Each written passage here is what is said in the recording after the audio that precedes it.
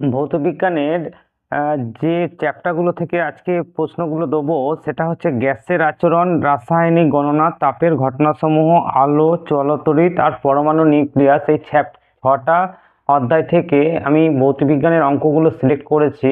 নমস্কার বন্ধুরা, জেটি গ্র্যাজুয়েটের পক্ষ থেকে তোমাদের আরেকবার স্বাগত। তো প্রথমেই বলে দিই যে ভৌতবিজ্ঞানের পূর্ববর্তী সাজেশন আমার এই চ্যানেলে আছে, দেখে নাও এখানে এটা।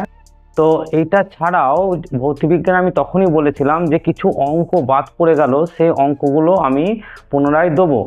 তো প্রথমেই একটা কথা তোমাদেরকে বারবার বলি, সেটা হচ্ছে যে আমি কিন্তু কোনো রকম কোনো কোশ্চেন সেটার নয়, আমি তোমাদেরকে একটা গাইড করছি যে তোমরা সারা বছর পড়েছো এবং এই সারা বছর পড়ার মধ্যেখানে এই যে দীর্ঘ ব্যতিক্রম চলছে আর কি, তার মধ্যে আমি কিছু প্রশ্ন সিলেক্ট করে দিচ্ছি।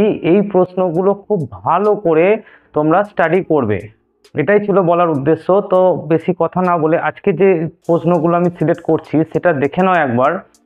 তো এইখানে আমি প্রথম চ্যাপ্টারটা গ্যাসের আচরণ থেকে আমি যে অঙ্ক কটা ঠিক করেছি সেটা হচ্ছে 14টা। তো এই 14টা অঙ্ক তোমরা খুব ভালো করে দেখবে। আমি একটা একটা করে এখন বলছি না, আমি সঙ্গে অ্যান্সারও রেডি করে দিয়েছি এখানে। তো যেগুলো অ্যান্সার করিনি, দু একটা বাদ পড়েছে, সেগুলো তোমাদের বই থেকে তোমরা দেখে নেবে। এবং এরপরে নেক্সট চ্যাপ্টার যেটা, সেটা হচ্ছে রাসায়নিক গণনা। রাসায়নিক গণনাতে আমি রেডি করেছি টোটাল 10টা প্রশ্ন। আমি আবার রিপিট করছি, আমি কিন্তু কোশ্চেন সেটার নয়, তোমাদেরকে এই 10টা প্রশ্ন খুব ভালো করে পড়বে এবং সাথে বইটাও সঙ্গে একটু দেখবে। এরপরে আমি নেক্সট যে চ্যাপ্টার সেটা হচ্ছে তাপের ঘটনাসমূহ। তাপের ঘটনাসমূহে আমি প্রশ্ন রেডি করেছি টোটাল 12টা। এই 12টা প্রশ্ন খুব ভালো করে দেখে নেবে। এবং এর সাথে সাথে নেক্সট যে চ্যাপ্টার আলোর ক্ষেত্রে আমি প্রশ্ন টোটাল রেডি করেছি 20টা।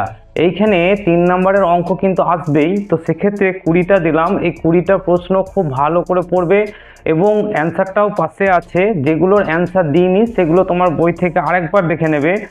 বেশ, এরপরে নেক্সট যে চ্যাপ্টার সেটা হচ্ছে চলতড়িৎ থেকে টোটাল প্রশ্ন দিচ্ছি, প্রশ্ন এবং অ্যান্সার টোটাল দিচ্ছি তোমাদের 23টা। এইটাও কিন্তু একটু বেশি হয়েছে, তো একটু দেখবে, কারণ ভৌতবিজ্ঞান সাবজেক্টটা কিন্তু মোটেই সহজ সাবজেক্ট নয়, একটু তোমাদেরকে পড়তেই হবে।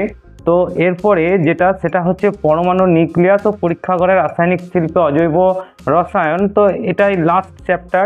এই চ্যাপ্টার থেকে আমি প্রশ্ন টোটাল রেডি করেছি, প্রশ্ন এবং উত্তর টোটাল রেডি করেছি 18টা।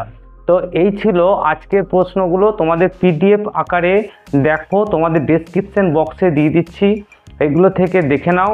এবং এরপরে নেক্সট যদি আরও কিছু দরকার হয় তোমরা অবশ্যই আমাকে কমেন্ট করবে।